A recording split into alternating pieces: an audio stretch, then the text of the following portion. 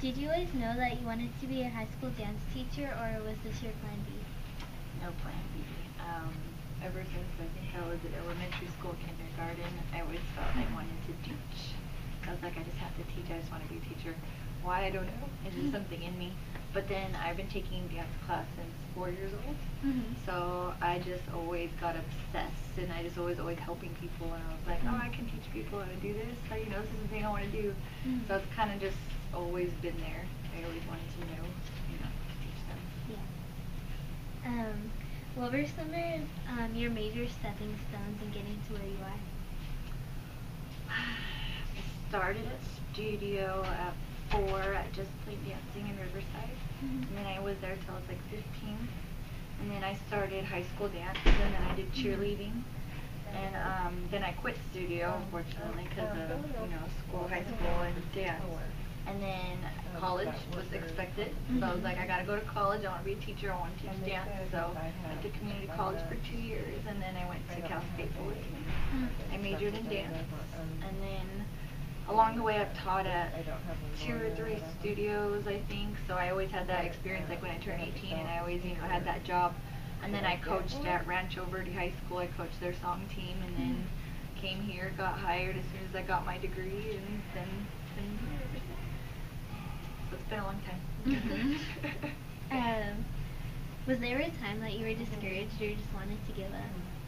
Yes. The only reason seeing that is to become a dance teacher at high school. You have to have your PE credential, and PE is not my thing. I don't play sports. I don't do football. I don't do soccer. I don't do any of that. In order for me to teach this, I had to take exams purely on PE. Wow. So like body mechanics and rules on sports and how kids get along on the field and not on the field, and peer pressure and team stuff, and I just never played sports, so I had to study and study and study and take these tests, and they were like, they're not easy. Like, you think sports would be easy, but they were not easy. So it took me about a year to pass all 3 tests. And I failed the first 2 like a couple times, and then I was like, oh my god, this is not going to happen for me. I'm really not going to be able to teach dance because I can't pass a PE test. And so I got frustrated, and then finally, like, I think it's like my 3rd or 4th attempt, I was like, okay, I passed it, okay. That was the worst thing. I literally thought I wasn't going to be able to teach because of that. Is that Margaret? Yeah. Now that you've reached the success that you worked for, do you ever look back and say, I'm glad that I took this path? That I took this path? Oh yeah. Oh my gosh. I'm doing a job that I absolutely love. I come, and what I like about this is people aren't paying for it. People can go to studios and their parents can pay all the money in the world that they want, but I'm giving kids that they can't afford it all necessarily. I'm giving them the opportunity to get the same training that they do somewhere that's teaching them, for money that they're paying for. So it gives them a little bit of like hope and something to look forward to and to push for. Oh, okay. So would you do it differently if you had the chance? Juanita, my friend Juanita, she works for one. Yes. Well, I wouldn't go to community college. I would have went straight to 4-year because the process going from the community college to the 4-year was like a mess. Knowing what classes to take, I don't know, it just wasn't very set. I would have, instead of majored in dance, I would have majored in kinesiology and PE, and then I would have minored in dance, because then I would have taken all the classes that I needed to know to pass those tests in order to teach this, which doesn't make sense because I'm totally qualified to teach PE right now, but I want to teach dance. So it doesn't make sense.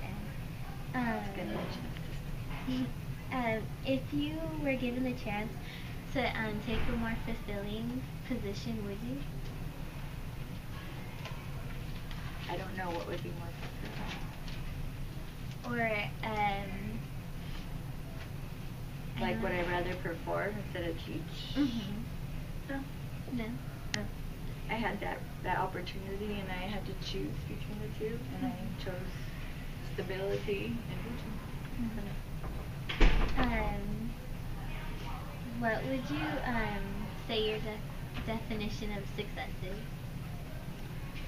Oh my gosh, setting a goal, working extremely hard for it, picking yourself back up after you've fallen a few times, and just keeping focused on it and finally achieving it.